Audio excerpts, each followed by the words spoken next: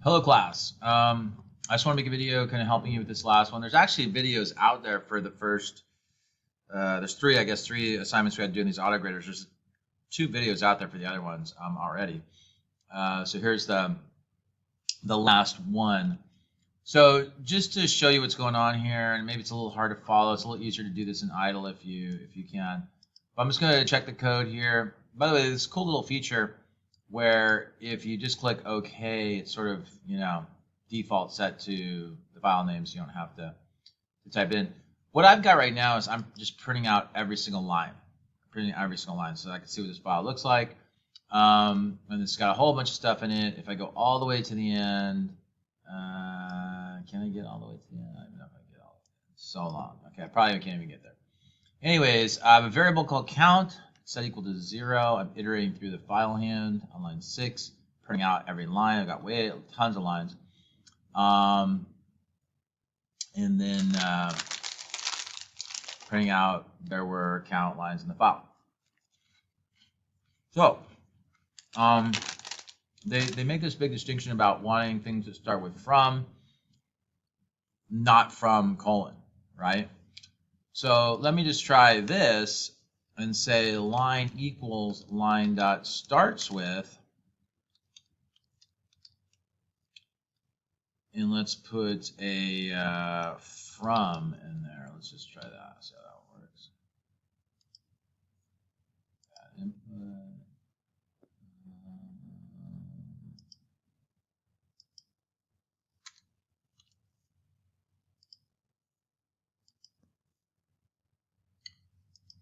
Bad input.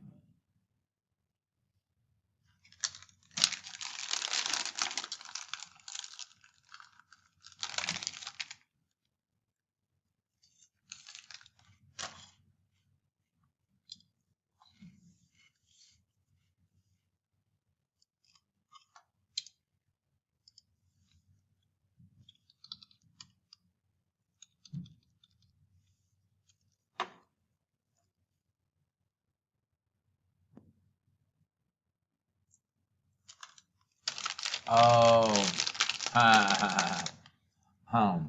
my bad. So it starts with just returns true or false. True or false if this thing happens. I don't know what I was thinking. So how about if the line starts with from? Let's go ahead and print out that line. Check the code. Oh. All right. Butchering this whole thing. All right. Finally. They're suggesting I use split. Okay, great. Okay, so I've certainly narrowed it down to situations where I'm only getting, lines that look like what I want. I am getting those semicolon lines there, and what's happening is you're getting sort of two, basically two of the same address for each occurrence of the word from. A couple ways you could get away with this. One kind of thing people did that was sort of nice and semi-elegant or kind of elegant, I thought, was they just put a little space right there. And that kind of made it so that you wouldn't get that double, situation. You wouldn't get the one that starts with the colon. You could have also said if line that starts with from and not, starts with the from colon. But this kind of clears it up. We're only getting the ones that start with from and then have a space, not a colon following it. And so really what we want to do is count how many times that happens and run this thing.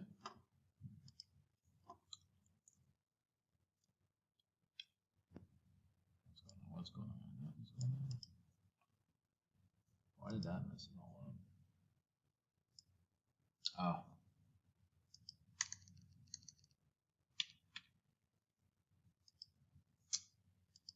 All right, what do we got? So, boom, use split. They keep telling me use split, right?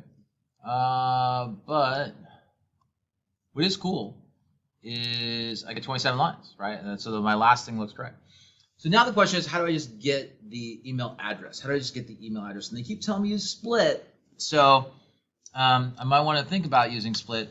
So what if I say line equals line dot split? What's going to happen there? Maybe you guys don't like that, but what I'm doing is I'm permanently changing the value of line, so now it's going to be a list of items. The default separator of elements when I use the split function is